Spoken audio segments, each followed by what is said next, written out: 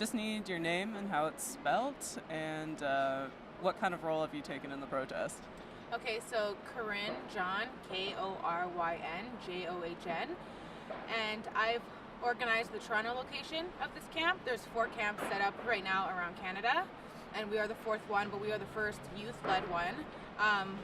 So I had reached out to someone I knew that was organizing the Calgary camp, and I said, what can we do in Toronto? And they said, organize a camp. So I reached out to the Indigenous youth movement, and I was pointed towards Ezra Green.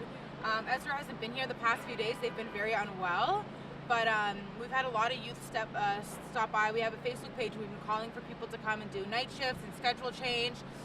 We've been doing a lot of interviews with CBC Indigenous, and we had Global come by, and we had CP24 come by as well. So that's what we've been doing, making the place look clean, trying to set it up nicely, answering people's questions that are coming by. People off the street are seeing all of the signs and the flags, so they're coming in, asking what this is about. We have high school students making pamphlets and brochures for people so we can hand them out. It's pretty constant, and we're doing a lot every single day. I saw you at the Justice for Tina rally at Nathan Phillips Square. Okay. What did you think of all those people that showed up? I thought it was amazing, and I always get shocked when I come to places and I see a big turnout, especially with a bunch of allies. It makes me feel good and protected, and knowing that we have support.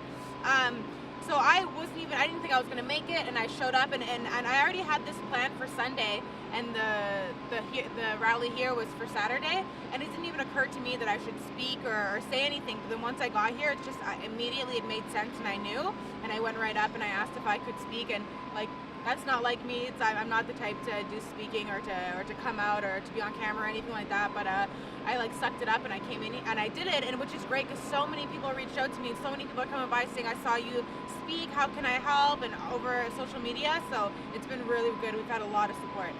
Are there particular policy objectives you'd like to see as a result of this outcry? So we have yet to have a meeting with the youth because we can hardly get everyone to come by. But when we set up the TP, we're going to have a meeting area. But so far, what we've been talking about, one of the main things is accountability, right? So from the government, from the justice system, from child welfare, to kind of admit their wrongs and be accountable for their actions.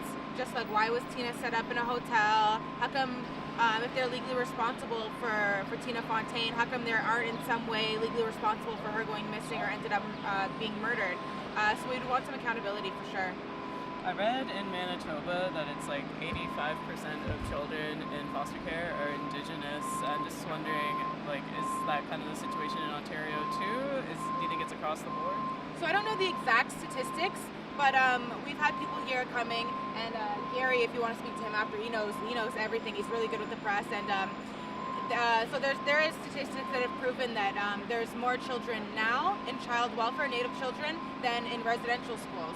So it's definitely a problem, and it's almost like that it just evolved from residential school to the child welfare system, because there are so many youth or children that are in the child welfare system that end up being abused or end up getting almost the same type of treatment, right? And especially if they go to a family that they're non-Indigenous, and so they're not learning their culture. I know a lot of places they have requirements, like if you're going to take in an Indigenous child, you have to kind of respect the culture and stuff like that, but in some places that it doesn't happen, that's a real big problem. Yeah, I've heard similar things. Right, okay. Yeah, I've heard about similar problems with Black children in foster care as well. Have you felt sort of a kinship with Black activists? Yeah, for sure. So Black Lives Matter and the Indigenous community, we've come together a lot at rallies, and when there was INAC was happening and they were occupying there, Black Lives Matter had showed up. Black Lives Matter was at Colton Bouchy's and Tina Fontaine's, and for sure, yeah, we try and get together. We try to get anyone who can relate or who can support, really, and no one is illegal. Toronto, they came over on the first day we were here, and they brought us some food and some tea and some coffee, and they said, we're supporting you, and we'll come out here. We've been getting a lot of allies, so that's been really supportive and really great. And I've read that a lot of Indigenous kids will have to leave their community just to go to high school.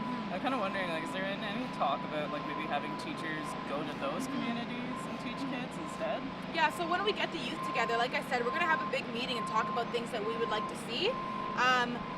So I know that was a big problem in Thunder Bay, that youth that had never been to the city, Thunder Bay, had never been to a city before, and they're coming out, and then they would be murdered, and they were the ones that are the most likely to be targeted. And then the issues that you've been hearing happening in Thunder Bay. So that's a big issue that we're going to talk about as well. Yeah, thanks so much for your time. Yeah, of course. Thank you guys for coming. Yeah. Thank you.